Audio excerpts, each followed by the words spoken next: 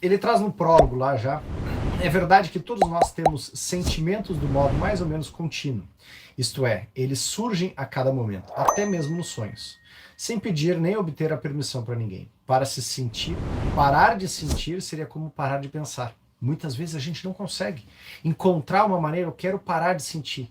E o que, que a gente faz? A gente faz muito pior, a gente nega esse sentimento. Porque esse sentimento ele vem de um conjunto de situações. Nós temos de 40 a 60 mil pensamentos por dia. Esses pensamentos eles vão para uma outra parte que traz o julgamento.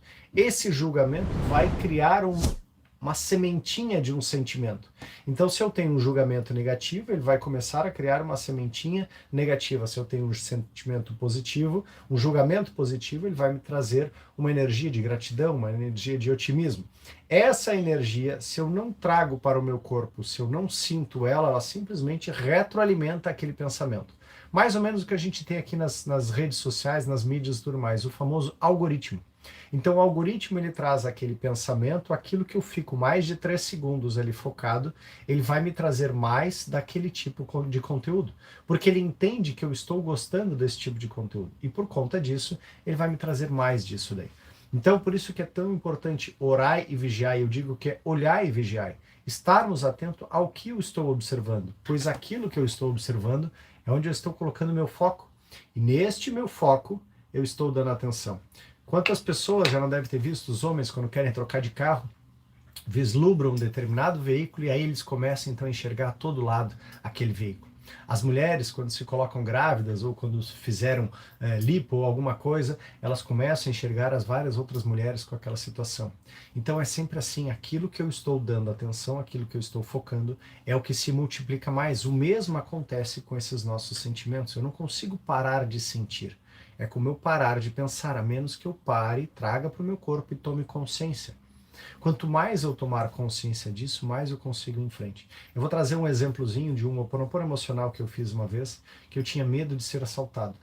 E nesse medo de ser assaltado, onde é que foi a origem dele? A origem dele é quando eu vinha para Porto Alegre, quando criança, toda vez que passava por aqui, que a gente morava em Florianópolis, e meus avós moravam em Bagé. Então, meu pai, os pais dele moravam lá, a gente passava por Porto Alegre, que moravam os meus avós maternos, e aí a gente passava por aqui, o pai dizia, fechem os vidros, tranquem as portas, é perigoso. Aí eu via aquelas pessoas na rua e tudo mais, via alguns lugares que tinham que passar de miséria para até chegar lá ao apartamento, e aquilo me impactava sempre.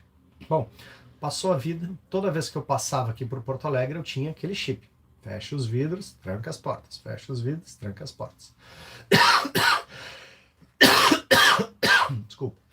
Nessa situação, o que aconteceu? Há cerca de 3 anos eu vim morar aqui em Porto Alegre. Eu nunca morei. Eu sempre tive de passada por aqui. Estou aqui de passagem. Eu vim morar. Resolvi vir morar aqui.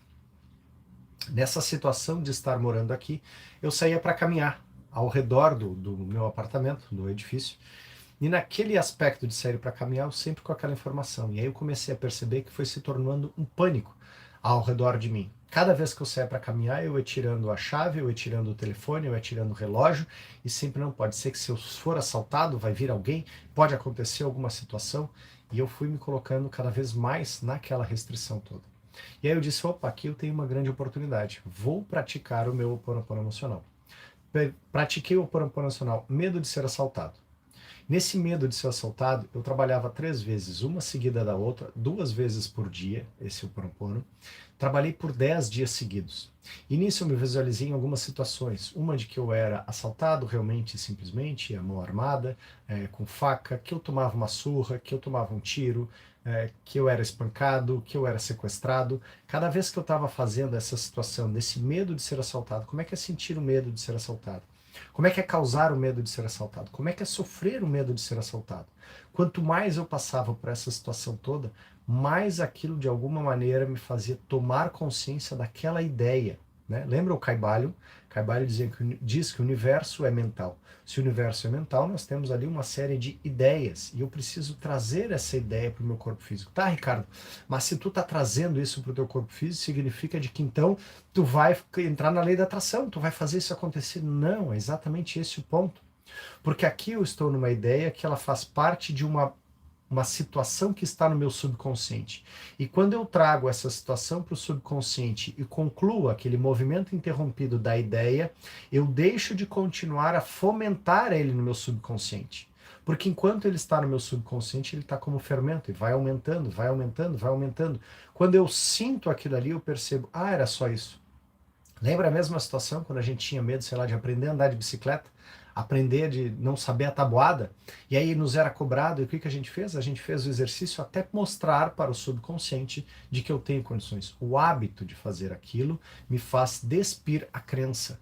Aí eu integro as polaridades, eu tenho nesse universo as polaridades positivas e negativas. No que eu trago as duas para o equilíbrio, a homeostase dentro de mim, eu consigo entrar em harmonia desses polos. E com isso eu deixo de criar a possibilidade imaginária de desejar isso, porque afinal de contas, se eu sei que isso é ruim, eu tenho livre-arbítrio. Eu quero que isso aconteça, eu quero que isso não aconteça, eu posso dizer, ok, eu já sei como são as duas opções, eu me abro para novas e infinitas possibilidades.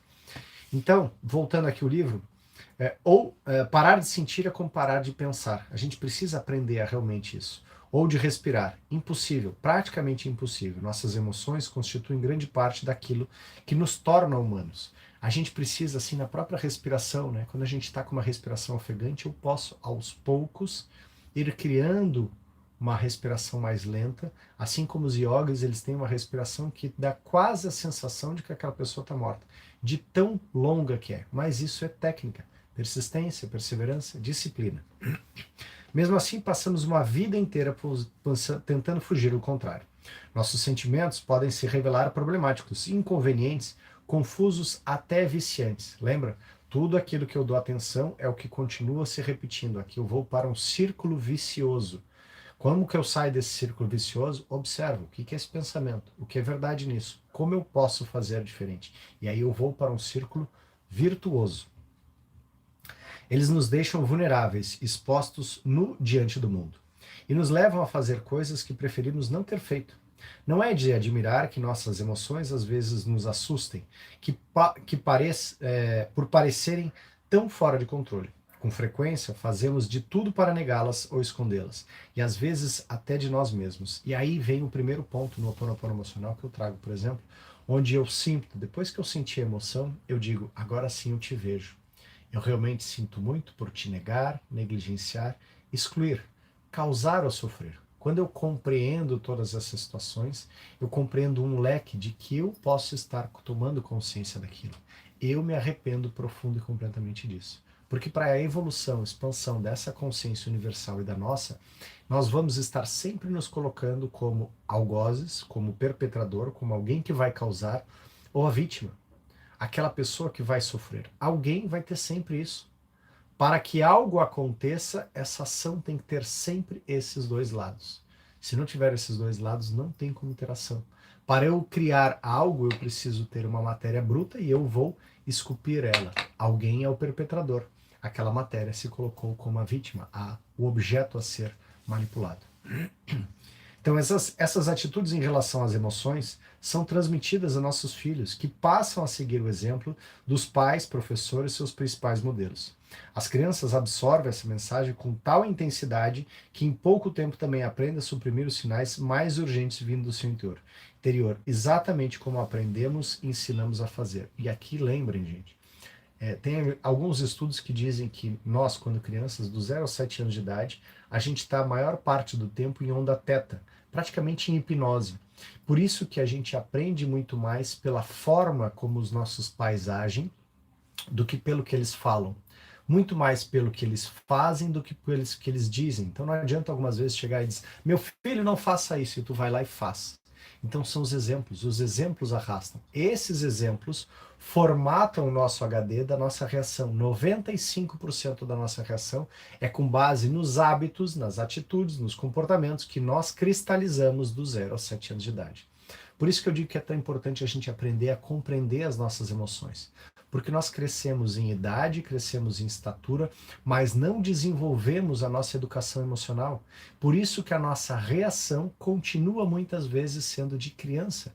A gente faz beiço, a gente faz birra, a gente quer a vingança, a gente fica chateado, a gente fica magoado, a gente fica com raiva. Por quê? Porque eu não tive educação emocional.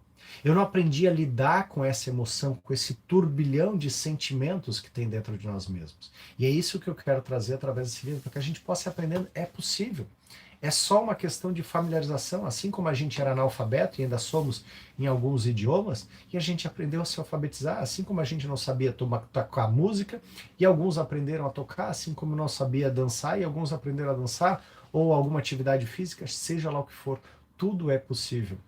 Tudo vale a pena quando a alma não é pequena, nossa alma é gigante. Então a gente está aqui para aprender, experienciar e ensinar.